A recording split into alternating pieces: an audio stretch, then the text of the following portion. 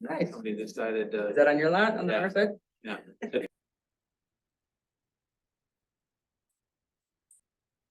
All right, it's August 22nd, and this is our Economic Development or EDA meeting, and we're at 6:32. Roll call, please. Commissioner Ackworth, Here. Commissioner Rowe, Oh, sorry, here, I didn't hear you. Commissioner Shu, Here. Commissioner Krieger. Here. Speedley. Here. Commissioner Berger. Here. We have an agenda. And there's I'd like to add something under reminder E. There's a Minnesota Employment and Economic Development is having a infrastructure planning for economic development Friday, September the 8th at the People's Energy Cooperative. Anybody else has seen that? Could have made copies, but I think I did forward that one. Via email. Yeah. FYI, for anybody that's interested in attending that, we can talk about that when we get to it. Anything else for the agenda? I would just, if I may, Chris Eason. From CETA is joining us tonight. You'll remember that we have a history with him and CETA from last year, and that stalled, and we have picked it up, and like the treatment plant where this is, we are moving, and I'm pleased that he was able to join us. You remember that we adjusted our calendar date to accommodate his schedule, and he'll be walking us through some things. So if we could just add that kind of as he largely point B under 5 new business will be you talking about the scope of work in terms of strategic planning, and then also the on-site assistance that might be available to do this as well. Or perhaps both EDA and planning. And would you like me to kind of jump into some of that too, or were you thinking just kind of just general discussion to see if that's something you'd like to move forward with or? I make a motion, we approve the agenda as amended. Comments? Saying that, all in favor, signify by saying aye. Aye. Okay, approve. Is July 24th minutes. Not seeing the package. Are you kidding me? There's the 3 sheets. I'm so sorry. I will get those for you.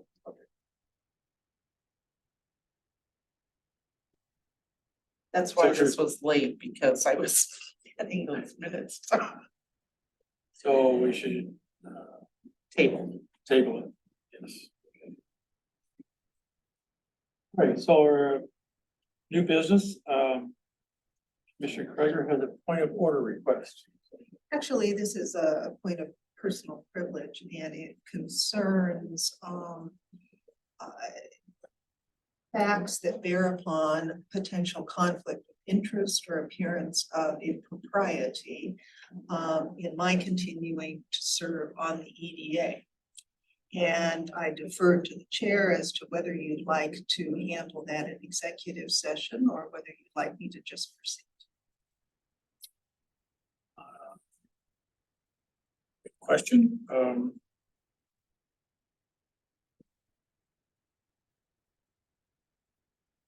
I guess I'll ask the commissioners, or I can ask them if it's okay if we proceed, or. I'm happy to proceed if you'd like. Okay. Everybody's okay with that? I know this comes as a surprise to all of you, but there's a reason for that, and you'll now understand as I explain it. Just a minute before you start. Should we do this on the Zoom? It's being recorded. Right, it's depending on whether you want it as an executive session, then we would stop the recording. If you want it of record, then. Okay. Let's make it a. Make an amendment to that, just let's make this an executive session and That's fine. stop the recording. You can make a motion and then, Yeah, let's do that. sure, so I'll make a motion to move it into executive session. So, go ahead. I'll second. All in favor, signify by saying aye.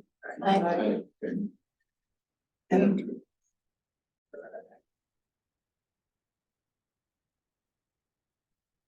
The meeting is back into regular session. Okay. Great, thanks. Make a motion, we go back to open meeting. All in favor, signify by saying aye. Aye. So we have a consensus unanimous decision that we would like to have Marcia stay on with us. Thank you. We look forward to having you work with us and we value your opinions and input. Thank you. Perhaps you'd like me to just briefly summarize for the record what the issue was. If you feel that's appropriate, that'd be okay too. I do, I think that is appropriate. I raised with the EDA commissioners, the connection I have with the United States District Court for the District of Minnesota, which is currently a forum for a lawsuit brought against certain members of the county commissioners, the city council. I'm sorry, it wasn't county commissioners, city council. And the fact that I had learned about it from a friend of mine who was the presiding judge. I assured the members of the EDA that there would be no conversation with regard to this pending litigation with me and any other judge on the court, that I am not involved in the litigation. And I did not believe that there was a conflict of interest, although there could be perhaps an appearance of impropriety. And I asked the members of the EDA to consider that, understanding that if anyone felt that there was, I would step off. Thank you. You. Right.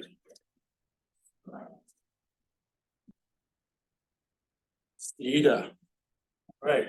Hey. How's it going? So, see, you, Chris sent us it's a separate email, I think, of your, strategic planning. Everybody had a copy of that, so I remember. Okay. Is that what you like to follow? Yeah, well, I can go a couple of different ways. I wasn't sure exactly what all you wanted to do tonight. I maybe just introduce myself a little bit more fully here. Chris Geeson, for those of you that haven't been involved with the conversations before. I work with Community and Economic Development Associates, or CEDA. Where I'm a vice president, and our organization does economic development staffing for probably 60 or so cities and counties and different community organizations across Minnesota, Iowa, Wisconsin. We work in Illinois, Florida, Oregon, I think. So there's we're up to 46, 47 of us running around all over the place, but we're based in Chatfield, so we're Minnesota based here in Olmsted County, technically Fillmore County, but close enough in Chatfield. I know we've worked with Orinoco in a number of different ways over the years. Myself, I think going back to, gosh, Mayor, when did we do the listening session? I met with Southeast Minnesota together. That might have been 2015, 2016, I think, with Southeast Minnesota together. So I was a part of that. Of course, I grew up in Rochester, so I know the area pretty well. But yeah, just glad to be here tonight. Kind of trying to figure out how to best serve Orinoco with getting a work plan in place. I think you guys went through a lot of different discussions, a lot of different work to get to the point where you're at now, and as I understand it, you're a full-fledged economic development authority, all the rights and privileges thereof, so that's awesome, congratulations. One thing I wanted to figure out is what would work best for you. We can dive into some of that, if you guys wanna take it back and go home and really work on that off the side too, that's fine too. Don't know how much time you've set aside for tonight or not. Kind of originally, I was thinking to kind of go through a couple of different questions, different scenarios, just to kind of set the stage so we can come back and do a further discussion. But we can always abbreviate that too and go into the next meeting as well. But the big thing that Sunny and I were talking about is kind of the scope of what it is you'd like us to help you with this discussion. And you know, when I look at it, it's not rocket science. I mean, this is more of a guided discussion to help you figure out what is the priorities for projects. The priorities for your work. It's things you could do on your own, but having a third party is very valuable when you have multiple, you know, community stakeholders trying to get their, you know, voice in. Not that this is a contentious discussion by any means, but just making sure that everybody has the opportunity to speak and there is undue influence or not undue influence, but sometimes you get hung up on one idea and that one idea overshadows other really good ideas. And so my role as kind of that third party arms reach guy is to help make sure all the ideas are heard, and then you guys get to decide what is best. I mean, that's totally up to you. It's all on you. But if you need help in terms of what other cities doing, how does it work somewhere else? I saw something in Pine Island. How does that work? Or, you know, since those types of things, I can help bring that to the table as well. So that's kind of the nickel tour around how I wanted to get your input as to how to move forward. But really the big three things that go into any work plan are gonna be the kind of proactive items, the projects. Those are the fun ones that everybody thinks of. We wanna get this here, or we wanna do that, or we wanna take on a marketing campaign, or you know, whatever it might be. Second part is kind of the compliance aspect of it. You know, when you get that project, you get the thing. There's gonna be some tails with that. You know, maybe that's something that you guys wanna do internally. Maybe that's something you want to, gosh, you get a state grant, you get some dollars from an agency. There's gonna be some reporting to do. There's gonna be, you know, compliance checks with USDA or whatever it might be. That takes time. That takes somebody to do that. Third part really is the administration, you know, just the general administration of this organization. You know, anything from getting the project research done for your needs, answering questions, getting input from commissioners, making sure that their ideas are getting through the pipeline as needed. That's really kind of the three big things that'll go into those plans. And it really is important because especially with the smaller communities, especially when we're starting out in the community, there's so much excitement around, let's get all this stuff done. And there might not be the staff budget to necessarily get everything that everybody wants to get done. Commissioners get frustrated because we're not doing anything. And that's not talking about me, that's good. That's the kind of the commissioners like, well, gosh, why am I giving up an hour of my time every month if we just sit and talk about the same things?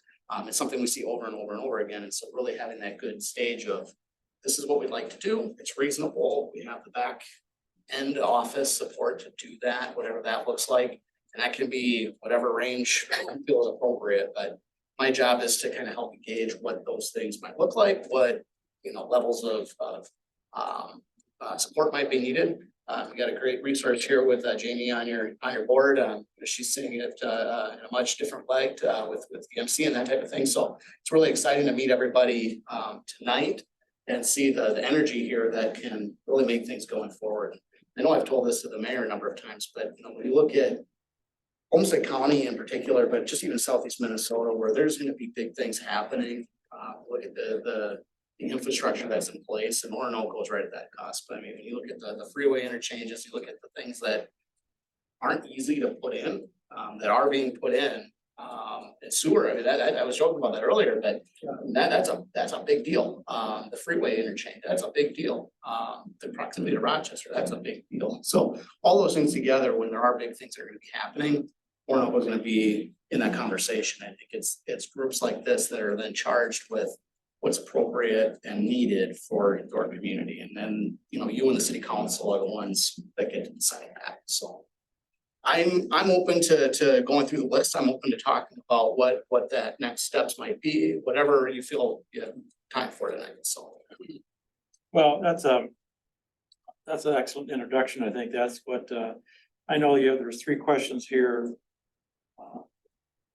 On your session of brainstorming, and I don't know if you wanna just kind of quickly start the discussion there, or Yeah, I want to do that. Set of context questions Yeah. first before we go into that, just process wise and things. Sure. Would that be okay? Sure. Are you okay with that? Okay.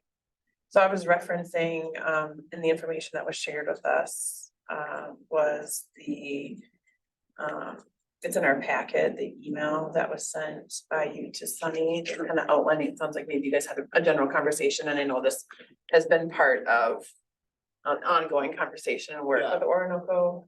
So I'm just trying to kind of get my arm around or everything around, like the actual deliverable of what Sure. you're creating.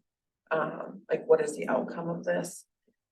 Followed up, one of my questions is, I see that in these questions, you're asking a lot of our personal thoughts, which I do have personal thoughts, but I, also like to make sure that we're making decisions and data-driven decision-making. So where does data fit into this and understanding what data, what are we trying to solve for? What are the goals? How are we using data to make those decisions? You know, because we're a part of that data and our thoughts are probably in those pieces, but so maybe let's back up to the piece of it. When I'm looking at this outline that you created, it looks like you're proposing a sort of a work plan that comes out of this work. Is that Yeah. correct? Yep.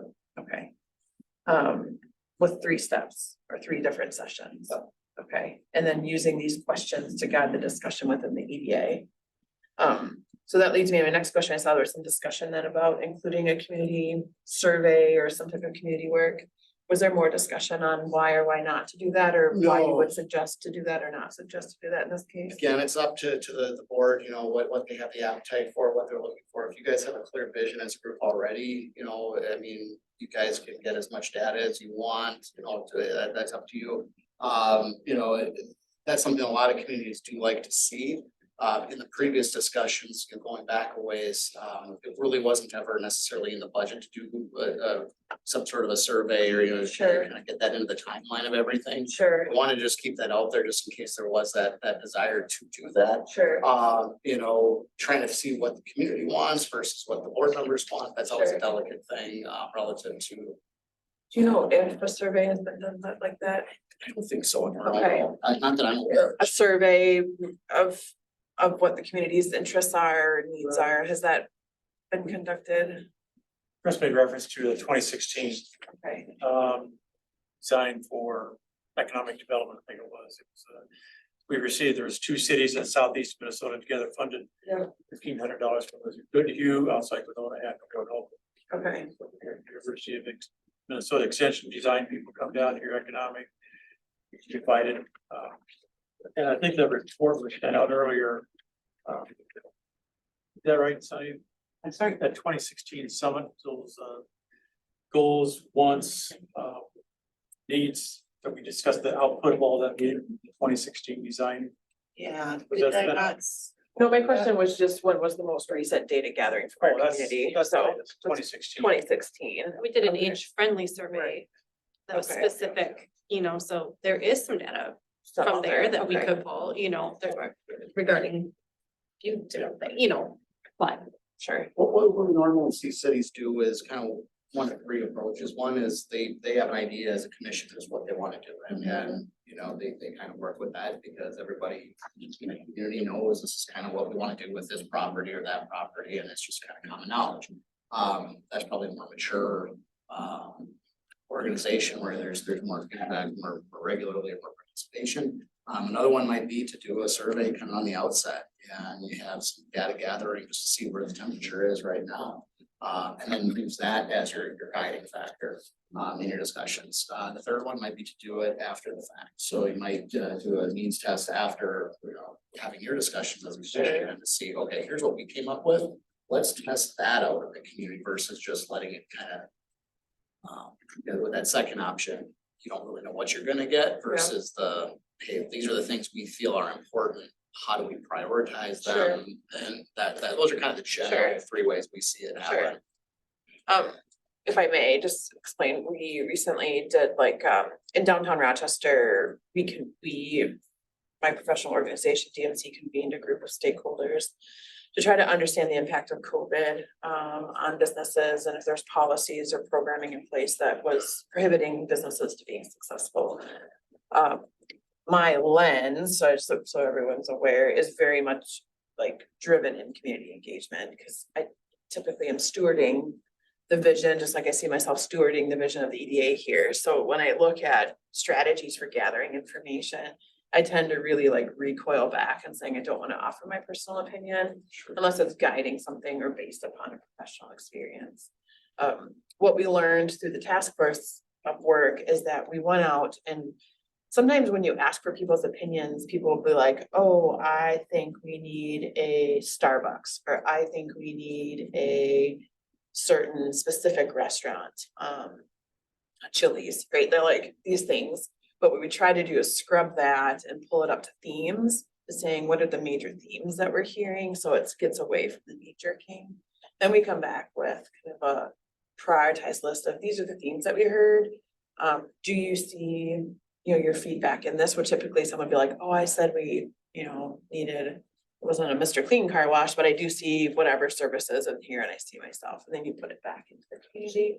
It is a lot of extra work and a lot of extra time to do those pieces, but when we want to bring the community along with us, and it doesn't feel like it's being done to them, it's a process that works really well, especially in a time that there's not a lot of trust and we're trying to build trust. So that might just be something we want to consider as we look at the process, as not only this, what you're proposing to us, but long-term, when and where are we talking with the community? When is it appropriate? And how do we kind of have multiple touch points throughout the process so they feel connected? So just maybe something to think about as we think about the process. Jamie, let me build on that for just a minute, because I think that's real important in Orinoco. In the time period that I've been here, it seems that we're at a critical point in Orinoco's history where we have two constituencies. This constituency of longtime residents who came from whenever to Orinoco and see it through a lens of what it has been. And then new people that have come to Orinoco and see it through a different lens, perhaps the lens that looks more to what it can be. And if we're going to find common ground between those, I think it has to be data driven. I think it has to be built on some common denominator that crosses into both of those constituencies.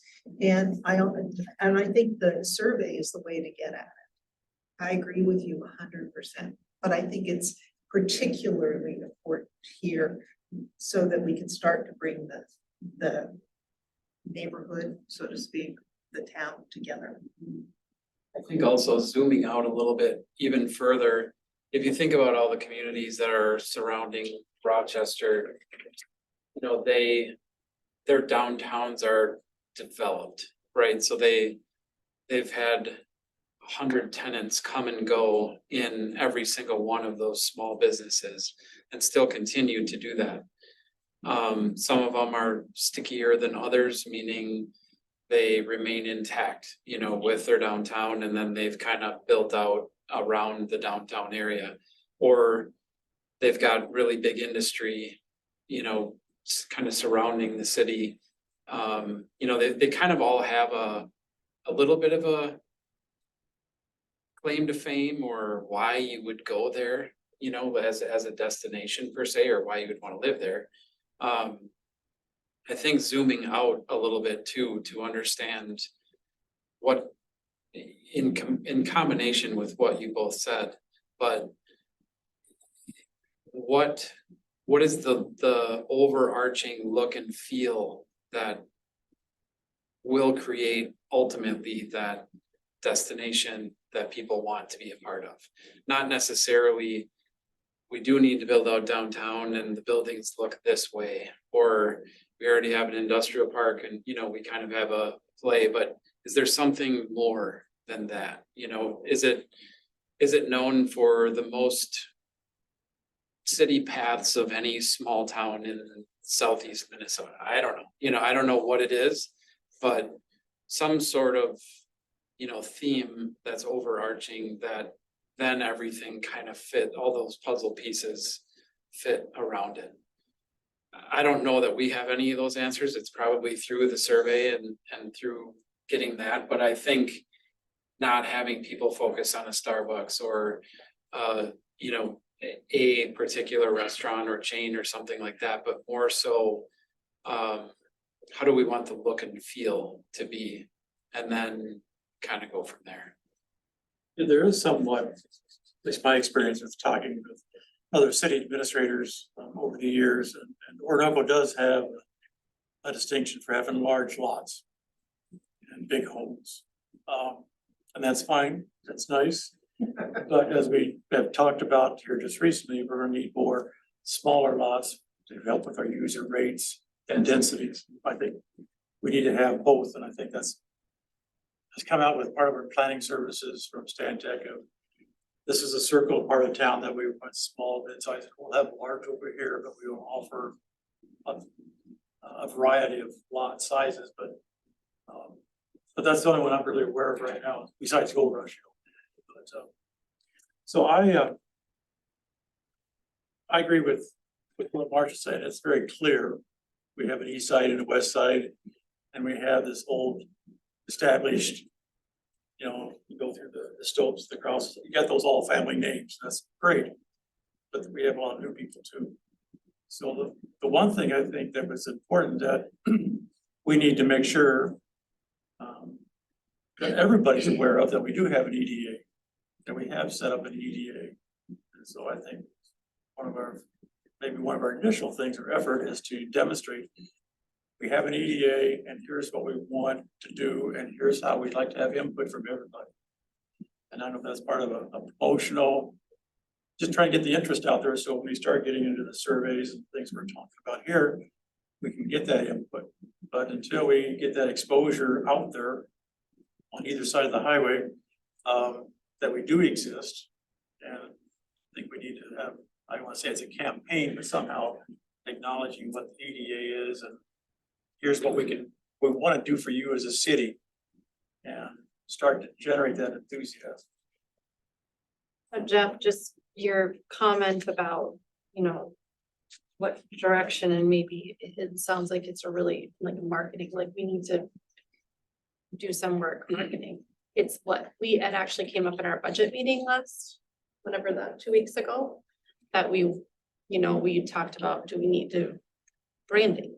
We need to brand ourselves. We need to do some work. We need to find a logo. We need to, you know, we recognize that as a council as well.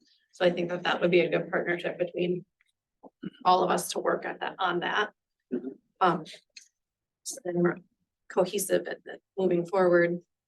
Well, and what you're really talking about is identity.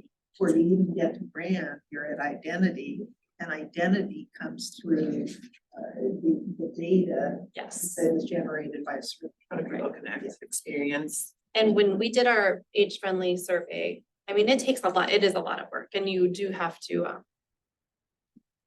you can craft your questions to hopefully eliminate people saying, you know, for lobster or whatever, you know, or whatever, hopefully. But there'll always be those extra comments, but yeah, I'm sure, Chris, I'm sure you have many examples of surveys in neighboring towns that have done well, and the trick is to get people to take them. It's always the trick, it's always the trick. And I mean, as I'm sitting here listening to what you're talking about, I mean, that almost sounds like your one priority. I mean, it sounds like you have a work plan to help create that brand, help create data so that you know where you're going. I mean, it sounds like you really are trying to figure out these big questions that, I mean, that's a big job to tackle to try to figure out, you know, like you're mentioning there, the densities, the marketing aspect, branding aspect. Seeing what people are looking for. So I think, you know, that might be something, you know, one option would be, I mean, this when we started this project, budget was limited, time was limited, trying to get everything kind of in at a high level. That's kind of what this is at, if we're looking at some sort of additional survey, or we probably have to come back with some sort of proposal for you on that. That's something that our planning department does, whether that's a strategic plan, comprehensive planning, housing study, things like that. What I'm hearing is more of a strategic plan type proposal that would maybe help address some of that community engagement, create some of the data that you're looking for, that would then inform a subsequent work plan. But I mean, it sounds like that first priority really, which will probably take some time of yours as well as meetings to review and kind of cultivate that. That might be the first thing, rather than jumping in. A lot of times when you have a community, especially a community board, everybody comes to the meeting with, I want to see this, I want to see this, I want to see this. And so it's more of just kind of hurting those activities. I think you guys are taking a very measured approach in the fact that, I mean, there's anybody here that's saying we have to do it this way or that way. We need to listen to the people and engage them where they are so that we're not making something long term. We're not getting off the rails long term. So I mean, if that's something that would be of interest to you, I mean, we can certainly provide a proposal to that. There's other vendors that do that too. It just really depends on what you would be looking for in that approach. Are you looking at just a survey? Are you looking at, open houses? Are you looking at focus group? What kind of is that spectrum of what you're looking at doing does make an impact on what data you get, what is available too. And I would kind of ask both of you, is this the work you do? What gets the best response? Does it depend on the community? Does it depend on? Because I think a listening session or something like that could be incredibly beneficial if it's led correctly and not just free for all, but because then they truly felt heard, because it is working with people, all they really want so often is to be heard and to have someone listen to them. And I think there's great benefit in that. So I don't know if that's what your experience in that is. I defer to any thoughts you had too, in terms of what I've seen is it's a little bit of everything. I mean, there's never a perfect way. Somebody's always going to poke apart methodology. They're always going to have a what about this or what about that, or we just don't like it anyway, so we're not going to ever buy into it. But it's doing, I think, what the group, what the community, what the city leaders that are elected, see as appropriate for that scope. And sometimes that comes down to budget. Sometimes that comes down to political agenda. Sometimes that comes down to those things that folks are elected to make decisions on.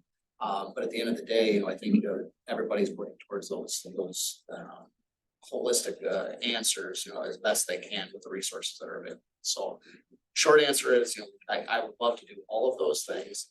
Sometimes budgets are limited.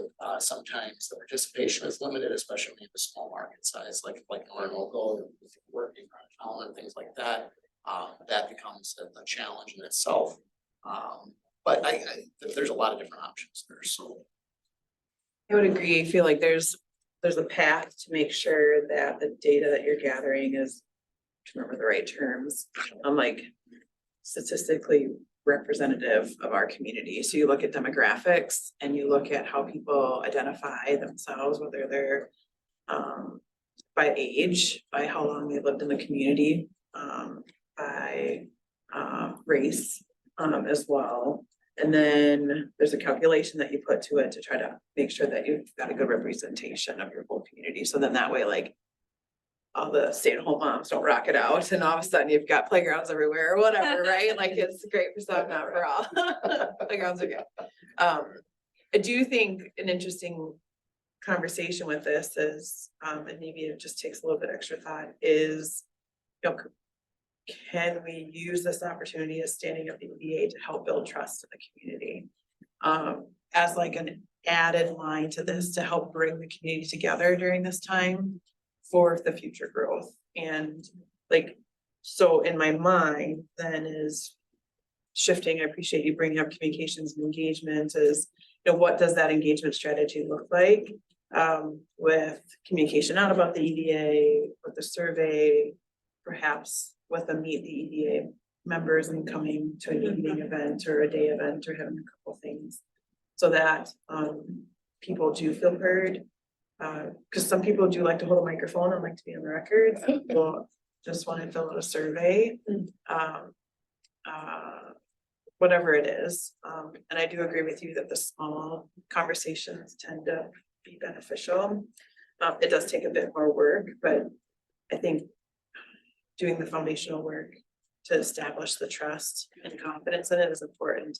I will also say, sorry, I don't need to talk about it, but I will also say that what we've learned is because we're gathering community information, doesn't mean the rest of the work stops or we have to wait for it. I think it's important for us to identify what's the other work we can continue on with. Because it's the same situation where I work, is that we are studying and understanding, doing all the perception surveys, but we're still out recruiting, we're still out networking, we're taking advantage of workshops, we're doing the things that we need to continue to do. So they can both happen. It doesn't have to this first and then this. So I think that's something for us to consider too, is what's the work we can continue to do without that information right away. And I'm thinking we can diversify here too. Wonderful workshops, just really a plethora of different ideas. But it probably is not good use of everybody's time to try to go to every single workshop. It might make sense, for instance, to have one person go to the financing workshop. Another person to go to the setting and adjusting pricing workshop. That's this one.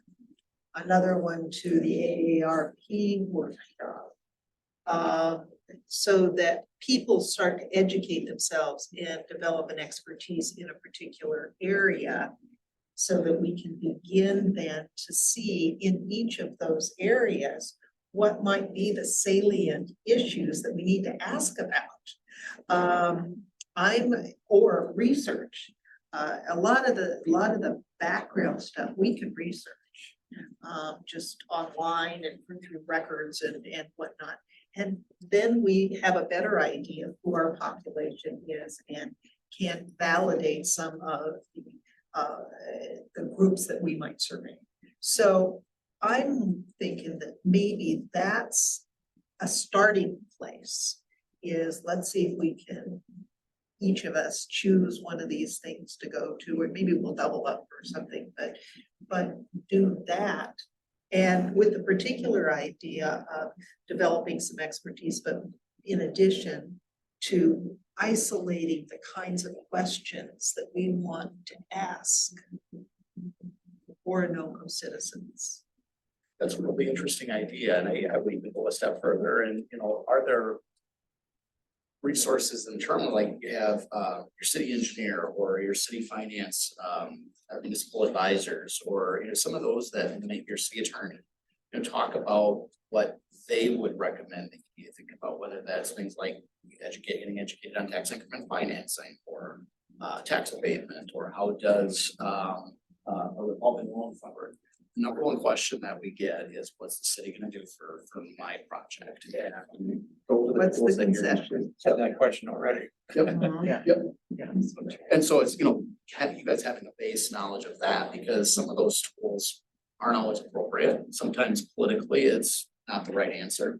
But you're kind of that vetting tool for that. So having that base knowledge, I think, would be very good as well, just to piggyback on what you were thinking, so.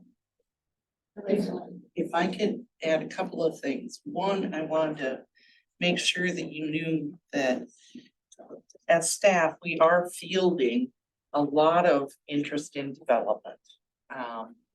They're both residential and commercial. And particularly with developers, we work out with a cost security agreement where they're gonna give us some escrow funds to help defray some of those initial engineering, legal, planning fees. And I was ready to report that we had 2 developer agreements in place with a third coming up.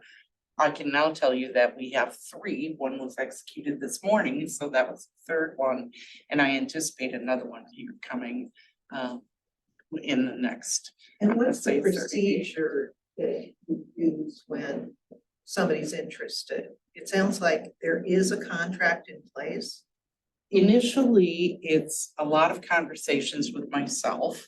And then I can reach out to the, professionals that, not that I'm not a professional, but to the consultants that we use if I need some specific guidance.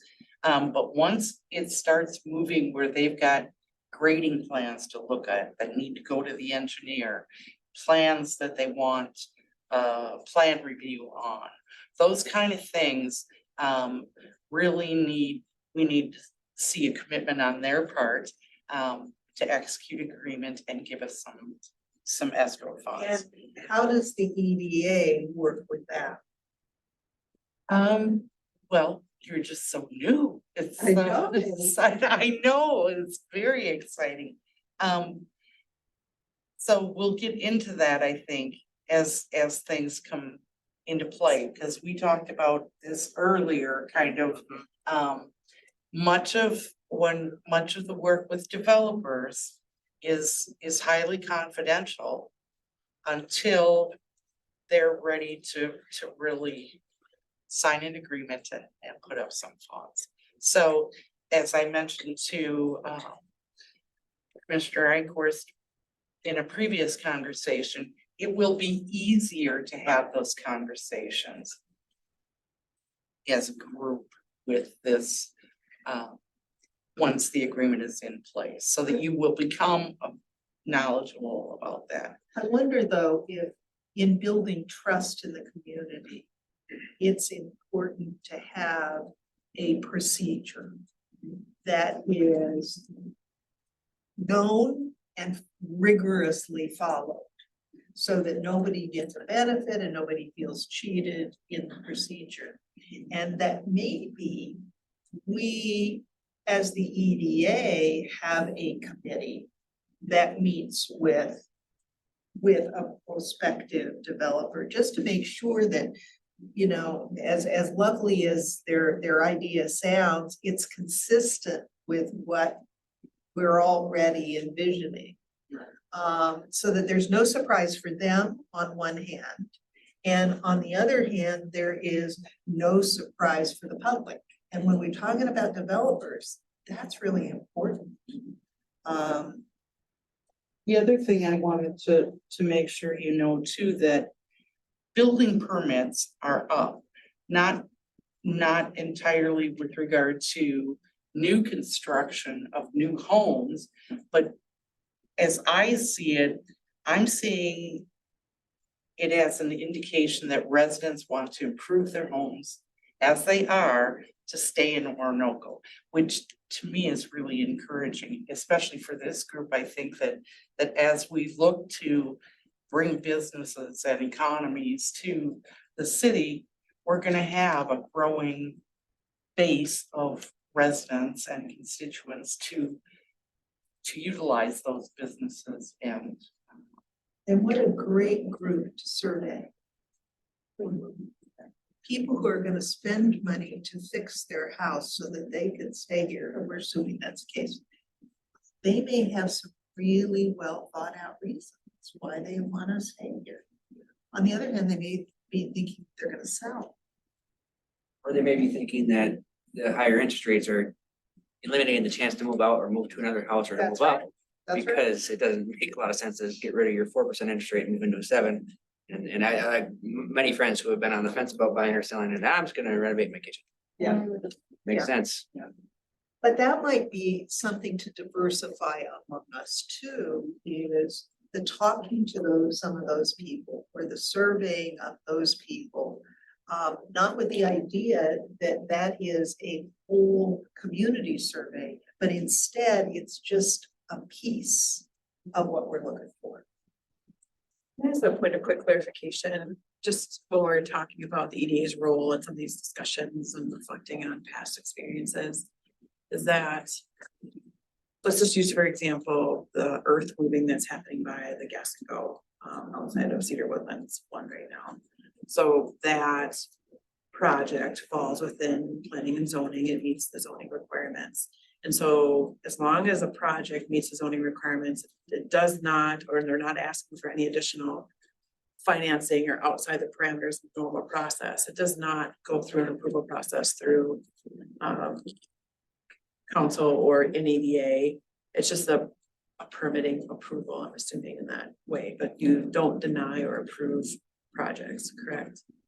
As long as it meets the And the requirements. caveat is that it means that including the architectural guidelines Sure. that are put in place. So it's meeting the things, the Yeah. requirements that have been put out into place. So if it's within the zoning parameters and the building permit complies with those, then it just happens. Correct. So what our focus is drawing what our vision is to us before it builds up with other, you know what I mean, with Yeah, just anybody. I shouldn't say just anybody, but it could be quite hodgepodge because it is truly it's open to anybody who can fit their business into the zoned area in whatever capacity in our ordinances. So And so to build upon that, that's like with the DMC initiative, we've created districts, sub-districts that helps us to prioritize and helps inform then the developers and investors of where things are going. So back to land plots or sizes or different things of what we would like to see happen. And building on your comment regarding experience, if we're looking for a certain experience, we can help provide feedback on what that looks like, what we're looking for. And you're spot on. I think people are responding quickly and it can feel hodgepodge or grow too quickly in order for us to manage some of the costs associated with Or that. be too concentrated in a particular kind of business or a particular neighborhood. And whether or not you give them financial incentive to grow. Just because it's, being asked for, you don't have to give it, sometimes it's good to say no, so. Getting back to the point that Marcia made reference to, I think somewhere in this process, I'm not sure where it is, but I do think there is, because by the time it gets to planning and zoning, it's pretty well, this is what's going to happen. So I think that we're looking, what the ADA should be looking for is that step before that, or somewhere in between them coming to Sunny and EDA and PDC or PNZ, or EDA first, then to Sunny or something like that, but the reason I say that is because we need to be careful about developers, and we've had this issue with some of the timing of getting everything done. And Sunny and I have talked about this process of, we need to pride ourselves in getting stuff done in a short amount of time, or shorter than Rochester can do it or anybody else. So it's critical that we just get that exposure out there, that we have an EDA and we want to work either with developers or with landowners. And that's one of our other items we talked about, is talking to the landowners that annex or potential annexation to us, to our city limits. But developers talk. And when developers find out, don't go to Orinoco, it takes 120 days, whatever, they just don't do anything, they don't follow through. Well, we need to get those kinds of things to the bud, and that's how I think EDA can help that if we get it out there and, work with the Rochester Home Builders Association or Realtors Association or something like that. But we need to get that awareness out there that we're approachable. We appreciate the confidentiality. Somehow we need to be that fingers out there looking for things. It's all about relationship building and energy, bringing those things together within the vision that you have set and the rules that are in place. And as staff, our job is to work under the rules that you have set. To the point earlier about, how do you get to where, get to that point, you're gathering the information so that an application can be made. For whatever assistance or whatever exception that they're asking for. Typically the zoning stuff wouldn't come through here. But you know, if there's a request for some sort of assistance financially or some sort of, hey, you might need to do a road a different way, so if you can look at that, that might be a discussion that you guys might have. But once that, like Sonny was saying, you know, at that point, then it becomes public information as to what they're talking about, but our job is to get it to that point as staff to let them put that best foot forward. It's an example, Pine Island, you hear in their minutes that they're working with, well, the CETA representative, is it Mitch or Matt? We had mentioned Sandra. Okay, well, which is fine. But, you know, if you look at their EDA minutes, they're always talking about working with a developer and just a general umbrella of an umbrella that they're looking for a storefront or something like that. So somehow we need to work with that. But I'll share an example of my experience. I met with the two sisters that are doing the restaurant at the Gas and Go. And they're Tom Gathier's daughters. And so they approached me, they called me up, or Tom, no, one of the sisters called me in December. And so we met at Panera North on December 28th. And they just shared this vision of a restaurant.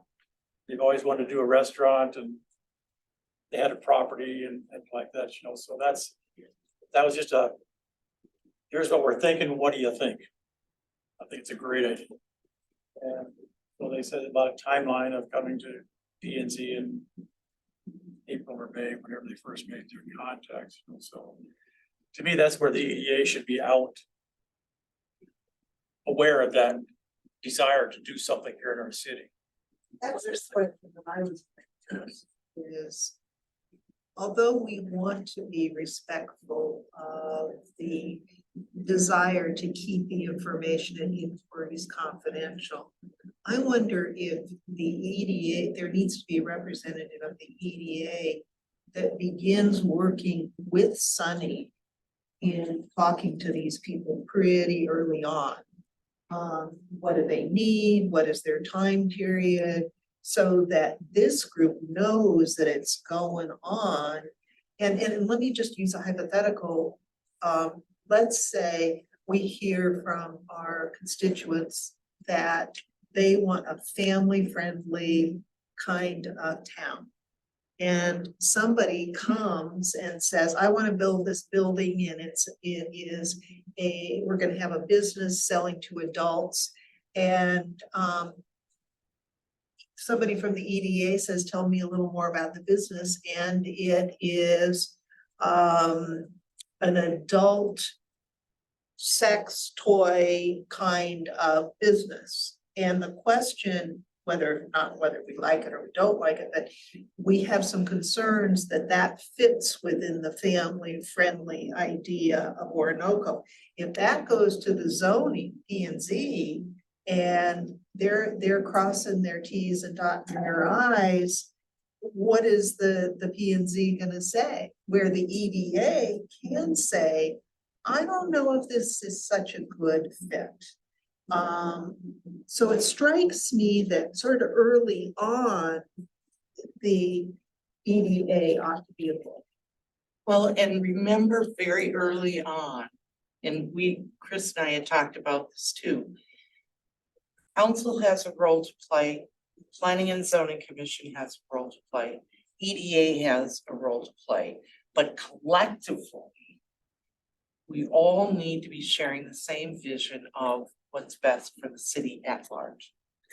And I think that there will be situations where it will be helpful to have perhaps one member of each group collectively, like on a task force or that sort of thing where you're bringing your different viewpoints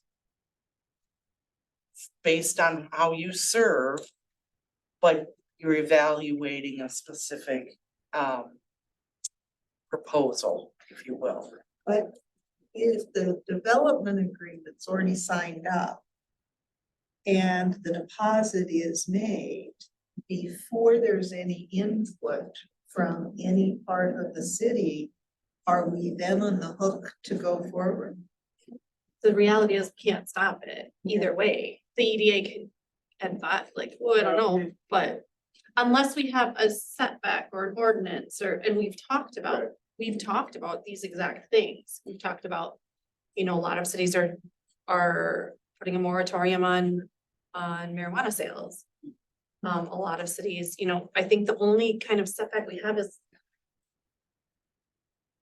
selling guns by a school, but we don't have a school, or I don't know. We don't have really, I don't think those- we've even put that one. we don't have a lot of those in place. That is something that as a group, also we could have worked together with P and Z and council to advise, you know, it is something that needs to be worked on for sure, because it is true that you can't say no, Well, and you don't have to say no. I mean. gently lead them a different direction or.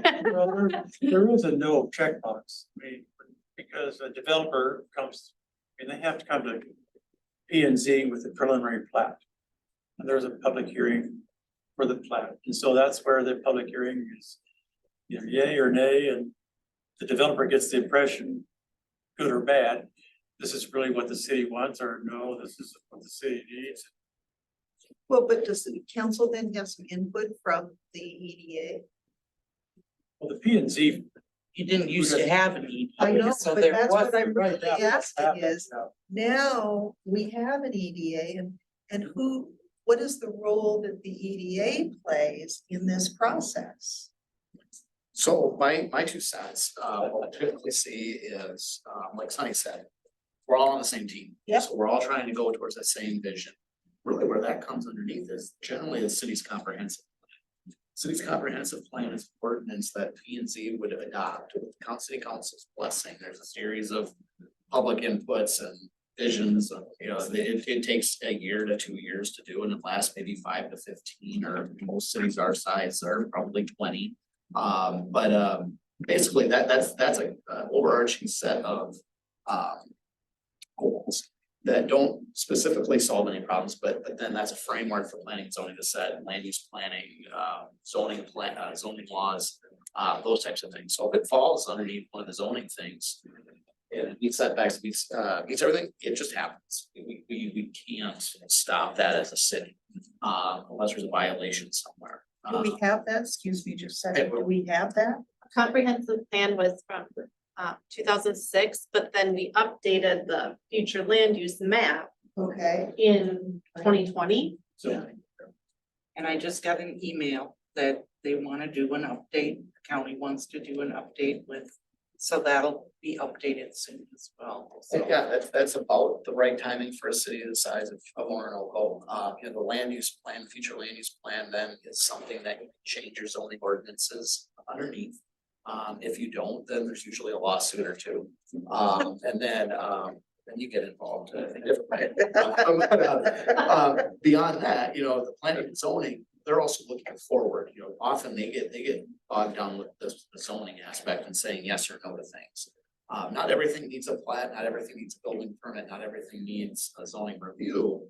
But, you know, they also need to be looking at ahead, okay, is the land use plan still still valid? Is the zoning code still meeting our vision? You know, are we done with the comp plan? Do we need to start a new one?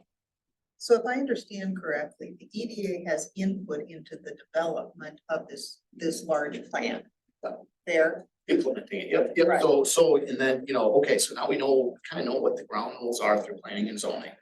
EDA is the marketing, they're the sales team. So, okay, you guys are going out and shaking the trees, making the things happen, talking to the to people. drop the appropriate businesses in the appropriate areas for the plan. And then you have a toolbox. Yeah, like to recruit those businesses, to recruit what we want. But that also goes back to the education portion, to know you can't have somebody out there talking about permitting and zoning and what you can and can't do if they don't know what they're talking about. So is that probably the best place to start? I think is getting everyone educated on, I mean, number one, probably the plan itself and how it sits.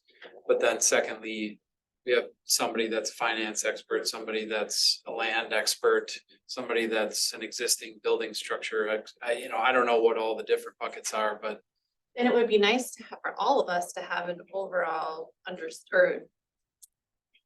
General. general understanding Yeah. of each of those things, you know, one of us might be an expert or know more about it than others. You can be a featured speaker.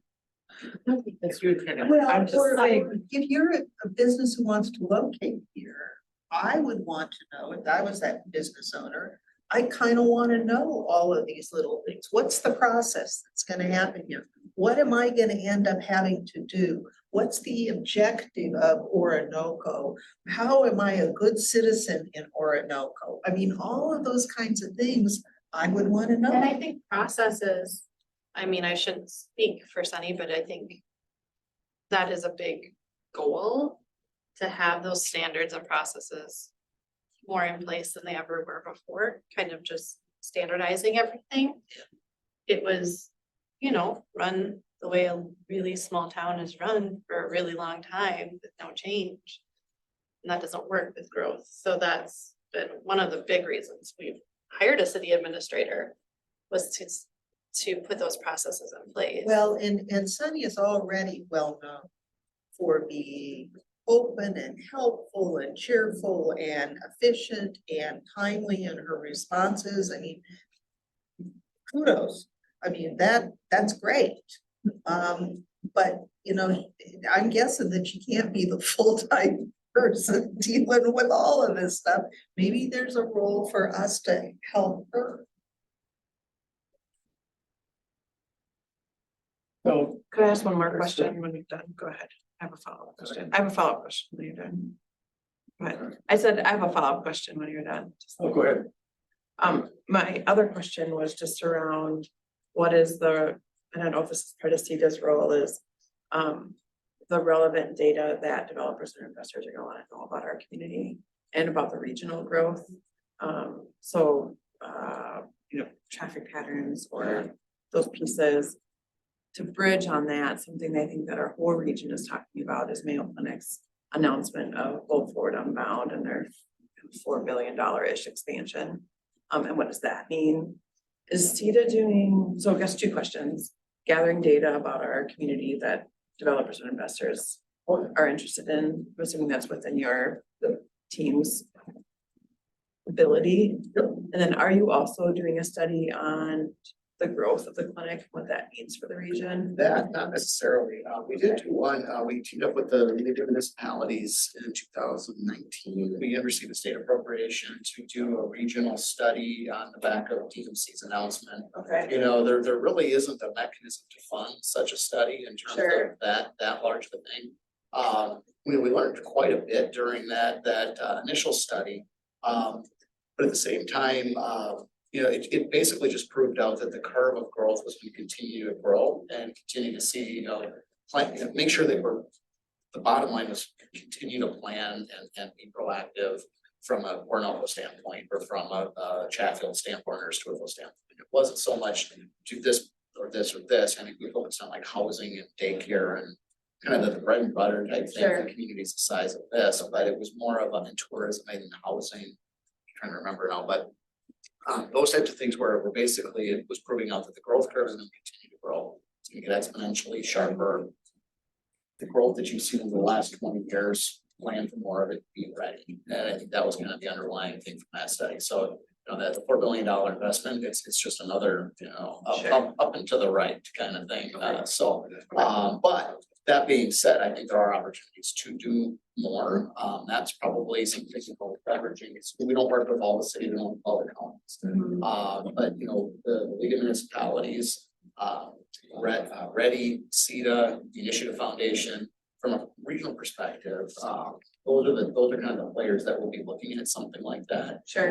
Long as well as DMC and Mayo and that type of thing too, but that's what gosh, well, that was 2014, I think, the Initiative Foundation organized an event for all the cities in Southeast Minnesota, and I think that's where Southeast Minnesota came together at Treasure Island and kind of right on the heels of the announcement of DMC, you know, and at that time, there was just a lot of unknowns that people were running around wondering what it was going to do, and so I think there's a lot of opportunity. Sure, okay, The second part of that would be, you know, with our current set of tools, we do, the data sets, actually are creating or have created a proprietary dashboard market analysis tool. So if we wanted to look at what's the market exposure for Red Lobster and, you know, in Orinoco, we can dial that down, you know, basically the census plot, look at that. So Okay. I don't know, maybe there's really big crayfish in the Zumbro or something. We could catch the day. I don't know.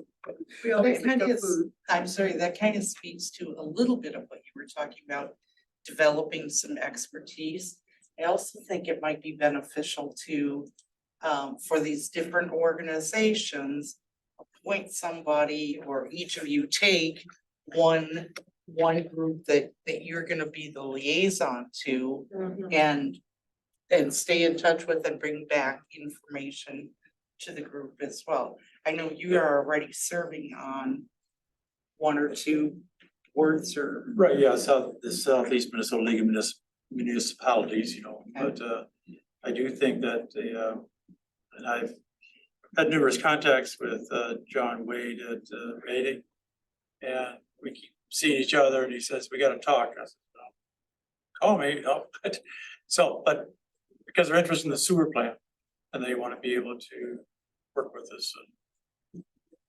It seems like everybody's interested, slightly different information, slightly different perspective, and so it's just, yeah, what do you have to sell? Well, then maybe we can put together some written document that is helpful. So that it saves time, send out or, you know, get it to these folks. Is this not a great group? There's lots of good ideas, very forward thinking, so. So like when just to kind of. I like to have a plan and I like to have a. Almost like homework for the next time or something like that, but like, I really like what you two were saying, like the data, collecting data, and learning at the same time. So like you said, when you're collecting data and doing the work to create a survey, you can still be doing other things, which I think would be that education piece, right? Like figuring out maybe sessions, learning sessions, or even if there's really great online tutorials that you can recommend, we could do it on our own time. Anything like that where we can help become more familiar. And then creating the liaisons, I think would be incredibly helpful because I think if we start going to those things sooner the better. And I want you to avoid open meeting law. Yeah, going violations. together, Yeah. right. And so like, and I'm just gonna, I don't know if we're here yet, but I'm just gonna say like with my job and being on Age Friendly, I will be attending Age Friendly meetings in Orinoco, in Goodhue County, in Wabasha County, and be really involved with the AARP. So I would be happy to take that piece of that pie and kind of be the liaison to any of that. So the meeting I had Sunny send you to, I'm already registered to go for work, so I will be there. Anybody wants to come, of course, then. Does our open meetings law apply to educational programs? If there are opportunities where there could be a quorum, Okay, but two of us don't constitute a quorum, so, okay. I would like to do the AARP one as well, to tie in the economic piece associated with housing and age of population. And I'm probably like you do it through your work, but I do it through my gray hair. That I'm a good person to go and listen to that kind of stuff because I can identify with it. And I would like to do that if that's a possibility. In fact, I already registered for the one that's coming up.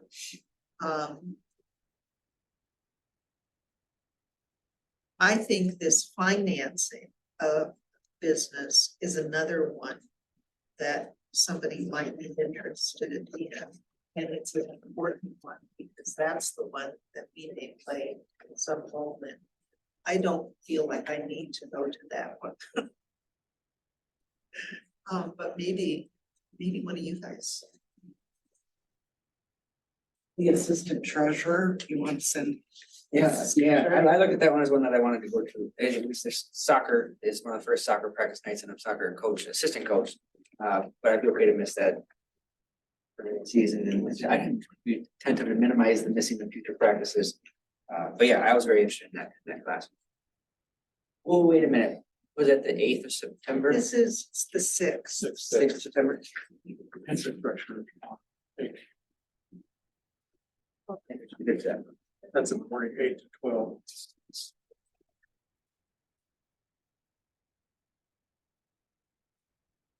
I'm on vacation for both of those, so I would love to go to them.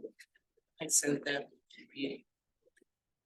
Okay, Prince John. What, that's infrastructure, I'm not sure.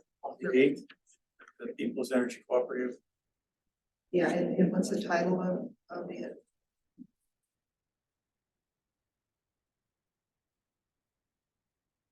That's it. Anybody else was saying that? There is a lot going on. There's a lot. There is a lot, yeah, you're starting to see the expansion of the economy. Yeah. Infrastructure planning.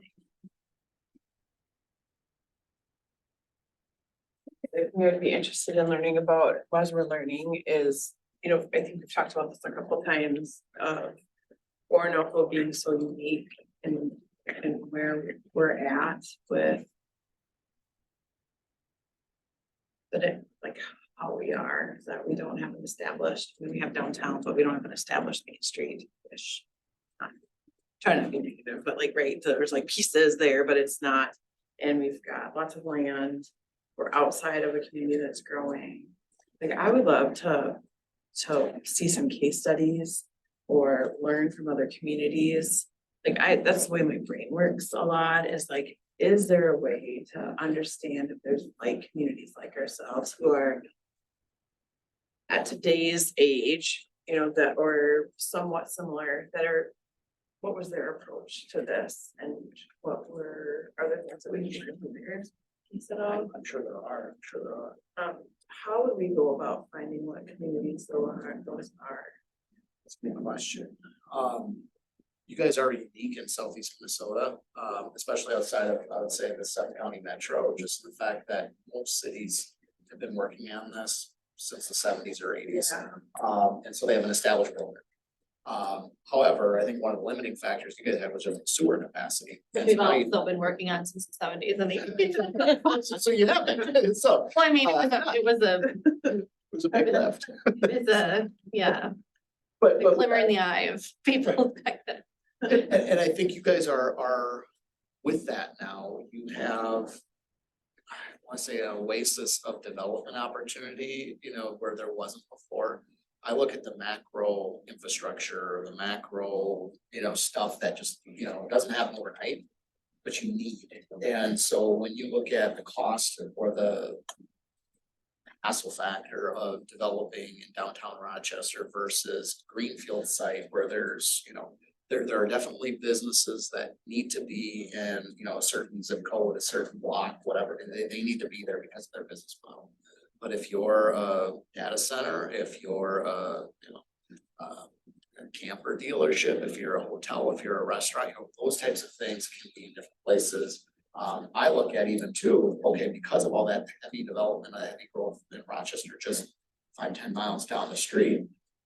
What's the natural extent that they can be in Rochester? You know, is 65th Street kind of a natural limit, you know, Menards, you know, they're gonna be able to serve further north with their sewer system, or is that gonna be an Orinoco growth area? You guys probably looked at that, Yeah, but it's, you know, 65th Street is kind of the borderline where it's really expensive for them to put the infrastructure to go south.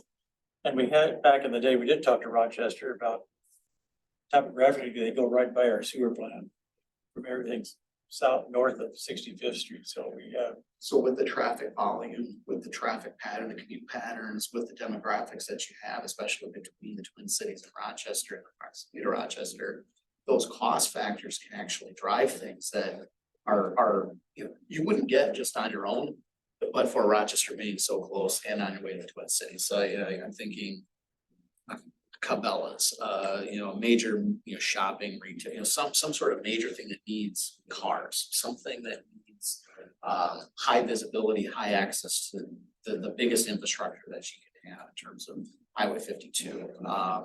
housing, there's great opportunity for housing just because of location.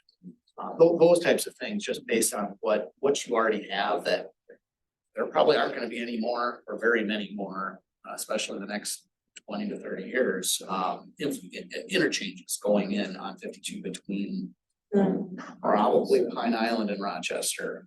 There might be one or two they could squeeze in there, but it's not gonna happen. So you guys have one, so it's a big deal. So to comment on a couple things about that. So one of the things that I have I've told Sunny my interest in this as far as councils and getting in touch with the Prairie Island community and forming a relationship. I think that might be something really, really important for us to do, because there's a lot of speculation about their intentions, but I don't know if anybody's ever gone to them and asked, So they reach out to us all the time and invite us to Previous president came to us a couple times. yeah, so I just think that would be a good relationship to form because of that highway frontage, and that it'd be great to know we don't want to duplicate anything, that would be silly. So let's form that relationship.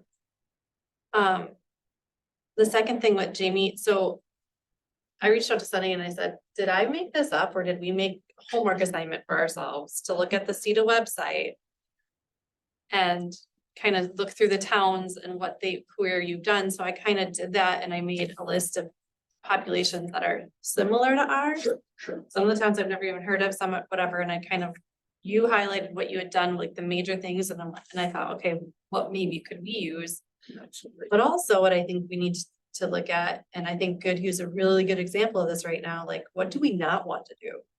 You know what I mean? Like, we don't want to overextend and then, offer jobs to a police force and then not be able to Plainview is going through that now too. so there's just a lot, I think, that we can learn from other cities, like you're saying, both good and bad. What do we want to model ourselves after? What do we want to avoid?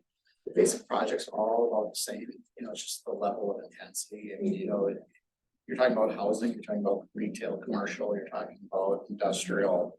What's the right mix? What's the vibe that you guys would like for the community? What do you think would be, you have the infrastructure to do all of those, so I think it's just down to where do they go? What's the preference? Do we incent certain things? Do we incent certain things more heavily? It's the toolbox that you guys have as an EDA, the financial incentives, the property tax tools that you have. That would be something that you guys would have an input on in negotiating that set of terms, or at least setting the parameters around those things generally. So, if it's a hotel that you want, and putting that package together and marketing that, or working with someone that's coming in, that's really the opportunities I see for you guys. Is just what is it that you want to see in 10, 20, 50 years, and how do you get it? I think there's what you're talking about is I see that it's a matter of which bucket it fits in. If we have city land that can put a hotel on, that's fine. If we need to talk to landowners to do anything like that, then we need to talk to the landowners to find out what they would like to do and make them aware that we are to them. So there's what they may want to do is totally not going to be what we would like to see. But at the same time, we need to talk to them to find out why they are the interchange, for example, hotel, restaurant, truck stop, whatever the case may be. Obviously, but we have tried to talk to the realtor, but they're very close to the vest and really not sharing nothing with us. So we really don't know until we have a constructive discussion with them from an EDA perspective. Part of that is, if you haven't had EDA before, there's been some mention here even of having, members of the EDA be involved in those conversations. I'd almost caution you against that in some cases, simply because of exactly what you just said. They will hold things close to the chest because they know that predisposition, or that, not that you would break confidentiality necessarily, but they don't want the city to know exactly what they're gonna be doing.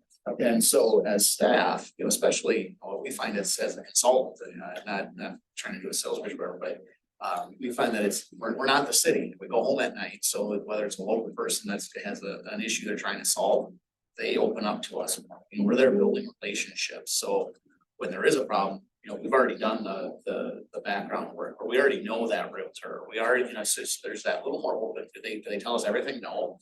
But you our job is to know as much as we possibly can about everything, so.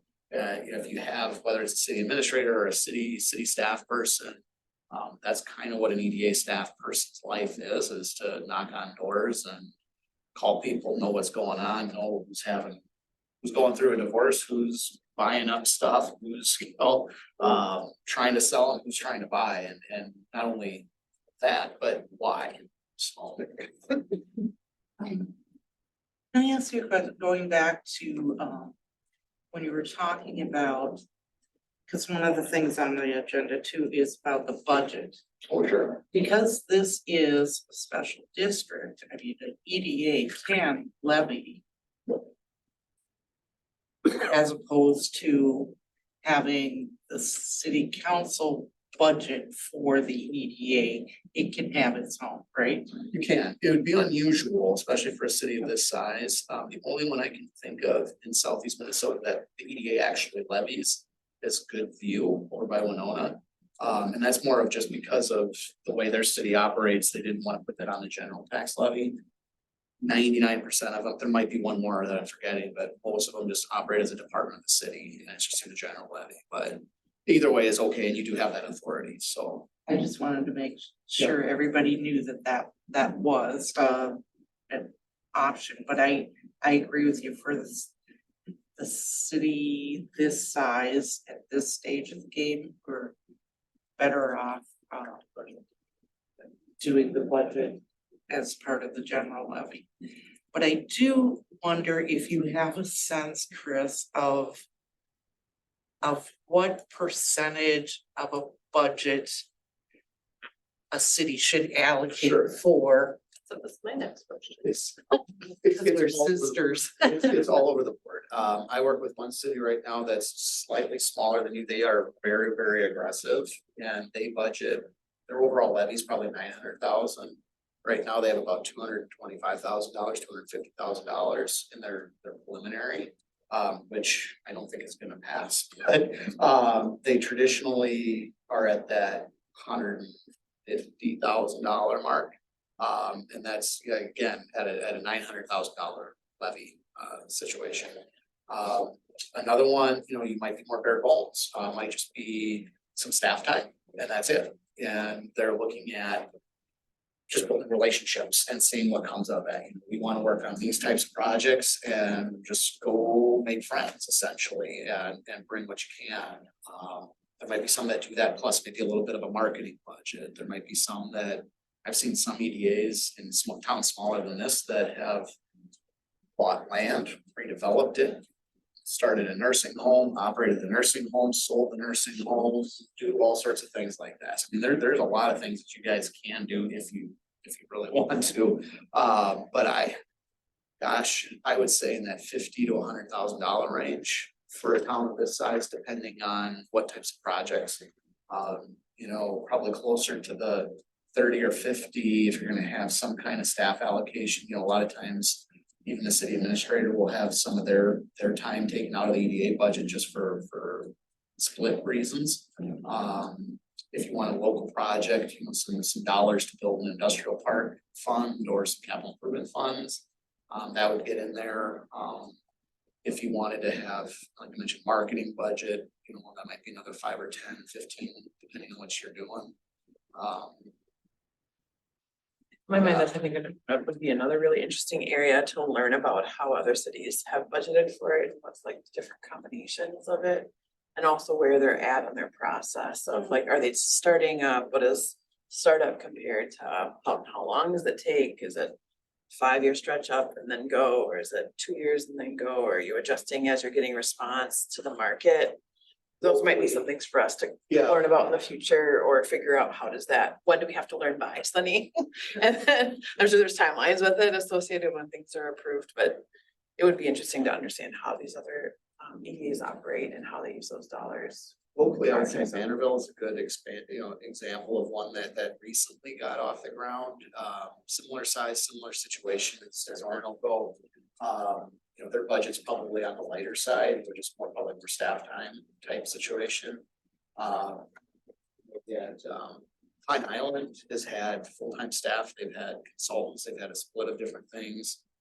That's a much bigger city though, similar to a Storeville.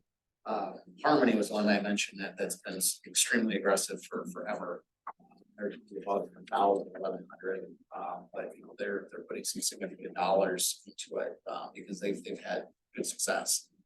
They get into development, they buy and sell property, it's plugging away, so, and you get everything in between. Yeah, and there isn't a right or wrong answer, it's just what can you afford, and yeah, you don't start out. You can, but when you're trying to build public trust, you wanna walk before you run, so. So I think we kind of need to circle back around from a time perspective of your 2 hours of your class, so. So if we were to circle back around to what we'd like to have C to do for us, I think that's like one of your takeaways, I think. We talked about.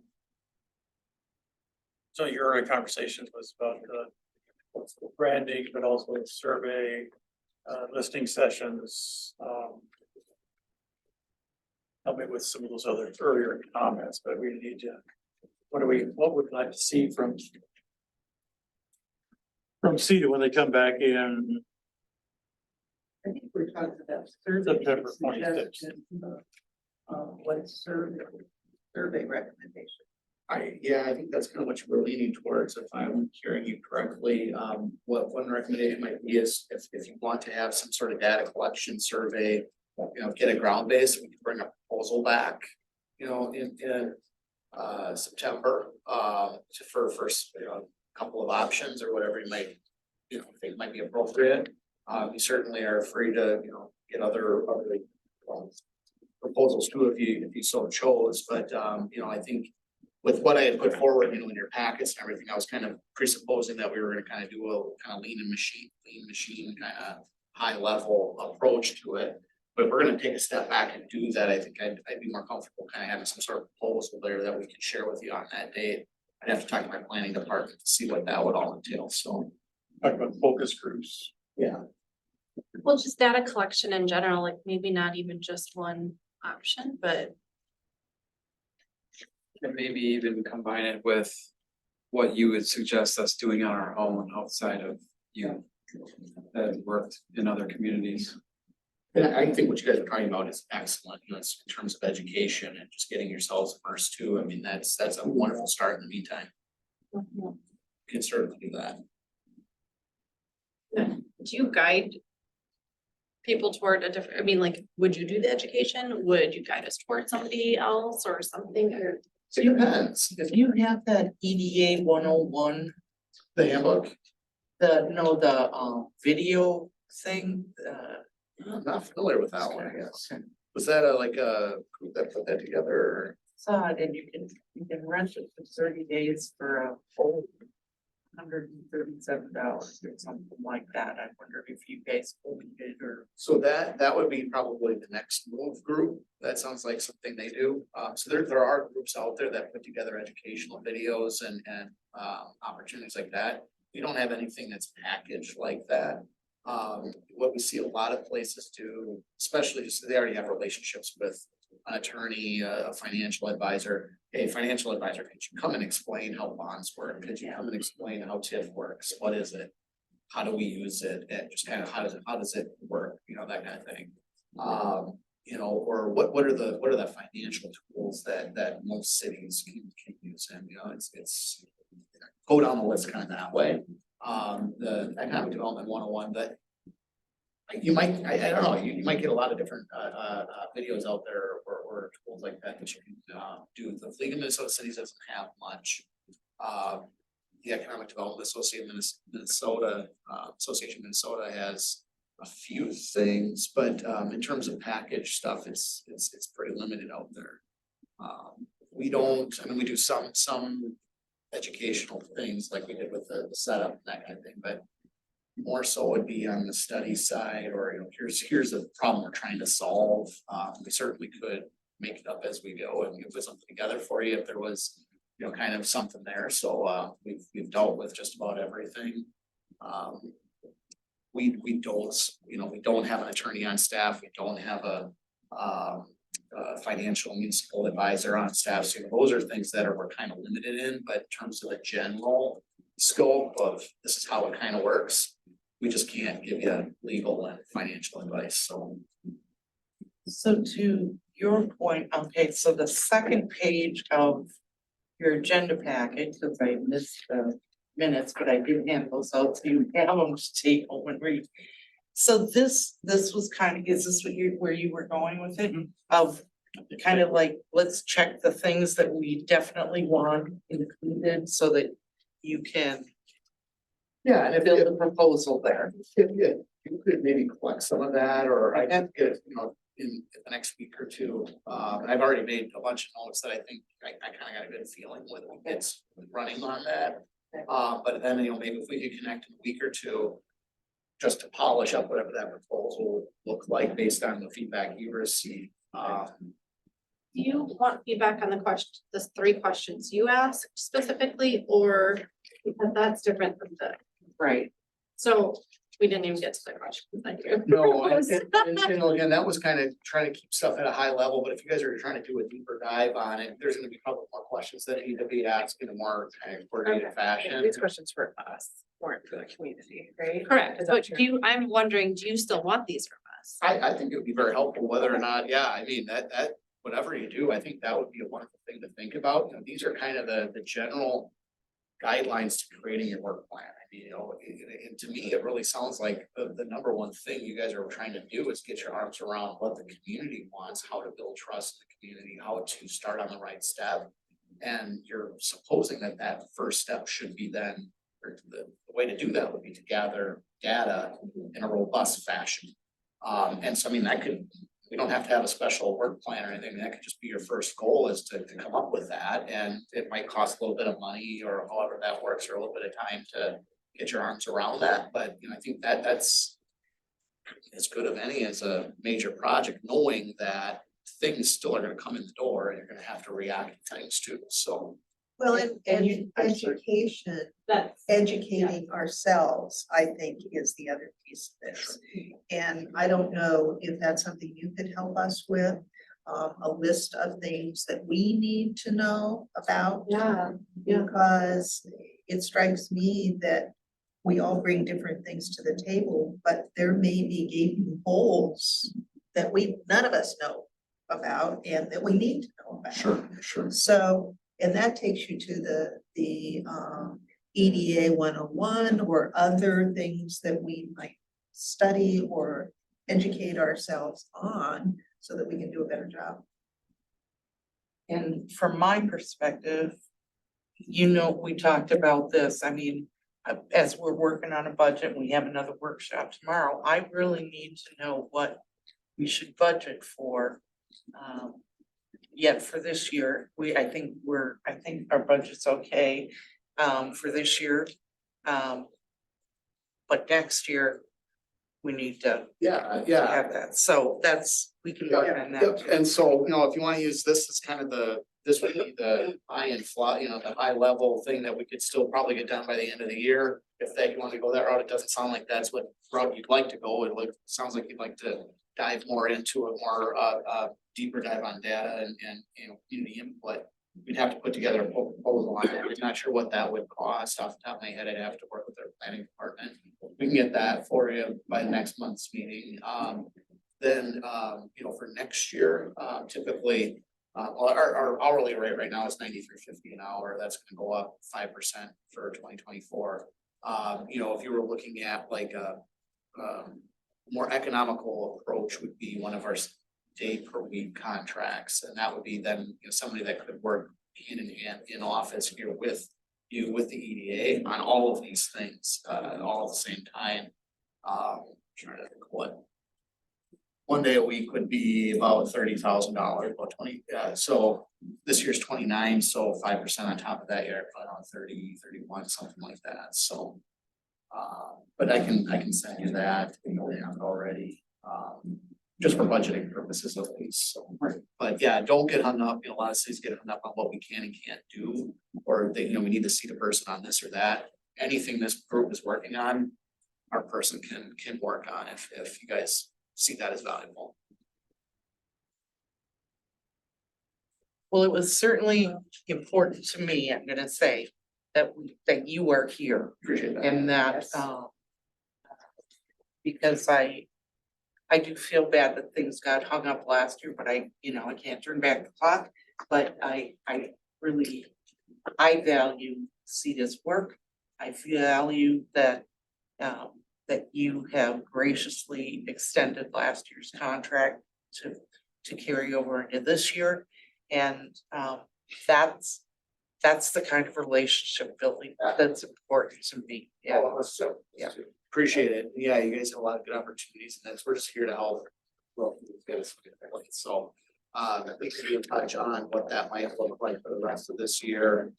It may be something that I bring our planning department in. We have just had our planning director move on to another different role, so we're in kind of some just, I think his last day is on Friday, so. That's a little bit different, but we've got people that are working on that in the background, and then so we'll have somebody that can present that, if not myself, then as to what that would all entail. I think we're working on a couple similar situations in other states right now too. I just can't remember off the top of my head. Good. Excellent. Anything else as far as, I think we pretty well just have an old business item to cover. But anything else?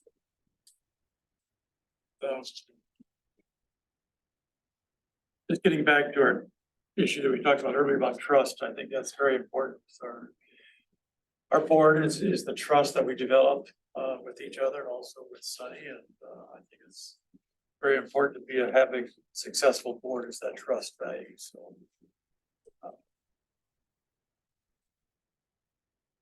far as these surveys and listening sessions, we probably should budget some food so we get some people here. I was thinking that too. I was actually thinking we should approach Jesse at the old schoolhouse to elaborate. Awesome idea. Awesome idea. Cause she would love to host us to open it up and then. Yeah, I would agree. And whenever you can, like, it's hard to get people to combine a couple of things to get people motivated. I was thinking like, is there another established event that's gonna be happening this fall or winter or whatever? But if I think people are excited to go to her space. I didn't get there. I felt so bad. So I mean, I drove by it, but I couldn't physically do it at the end of each day after Gold Rush. I just couldn't drag my butt in there, and I didn't think you should want me in there. I'm so gross and dirty and sweaty. I was there for the ribbon cutting, but Yeah, I can't I wait. felt so bad. I think it's a good idea though.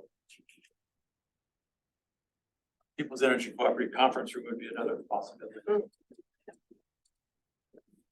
All right,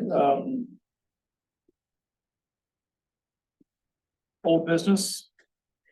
Bank account signer seal.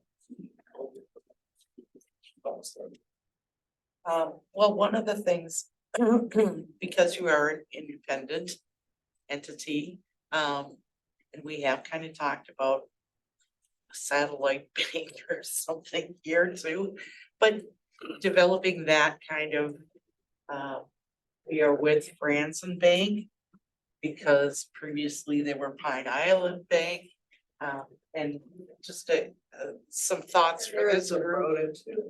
Yeah, and this group too, is that we have had a banker reach out to us wanting to do business with the city, and I don't know how you felt about it, but it was kind of my thought.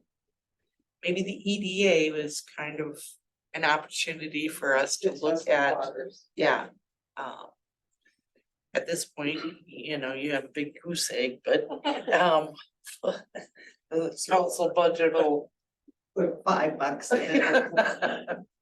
But those are just kind of the admin kind of things that we do need to get established in addition to make us ever so much more real. Do we need it? I don't think we need to say anything tonight, do we? No. Okay, no, Just wanted to but it is an interesting. placeholders. um, Comes out from networking. Consideration is coming. Relationships, I'm on the American, Southeast American. Red Cross Board, and this is a previous board member that was on, but he's off now, so. Be interested in talking sometimes, yeah, maybe, so it's a possibility, so. Share more with that next time, or whenever we get to that point. It's all important. So I will, if it's okay with the commission, I would, I'd reach out to the John Wade in an official capacity with EDA, and just Right. share that it's developed and Ready. I'm sorry, Yeah. It's ready. it's a concrete mix company down in my hometown. Readiness. But yeah, So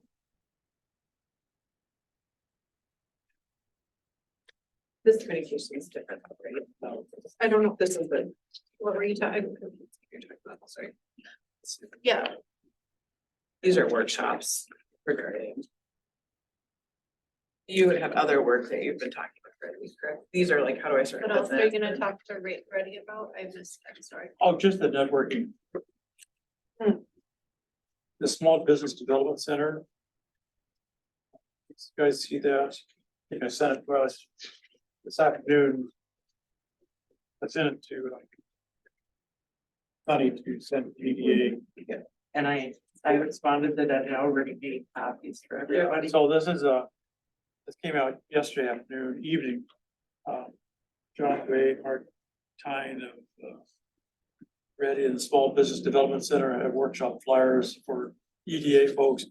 And what it is, it's a workshop on these various dates through October and through November about how to start a business. Oh, okay. That I will see this tomorrow. No, maybe it's already. So I said, I It's already. how to start a business, there's different dates. Introduction to starting, what I need to start a business, so I think it'd be just good background, it's a time commitment, no just successions. October 5th, November 16th. And these kind of topics in this particular group, SBA, might be willing to do a presentation, not to us, but sponsored by us. In other words, here we are, your EDA, and you've been thinking about small business stuff. Here are the experts to tell you about it. And then that's a building trust kind of thing. And then you start getting your name on, you know, like, this is funded by and supported by and sponsored by. Great idea, Marcia. They always I want to would- do presentations like, so. I would hope in the future that, maybe not next year, but in budget week, the Orinoco EDA sponsor events that CETA has. That'd be great. So, get that name out there in front of the community, so. I didn't say when. There's always time, there's always time. Okay, anything else to share with the group tonight? I have one. You gotta go back and make a motion to accept the minutes or wait till. Like, you wanna read them, don't you? And I apologize that they weren't included in the packet, right? Okay, but the one thing I did was, we did, want to include time in every meeting for brainstorming.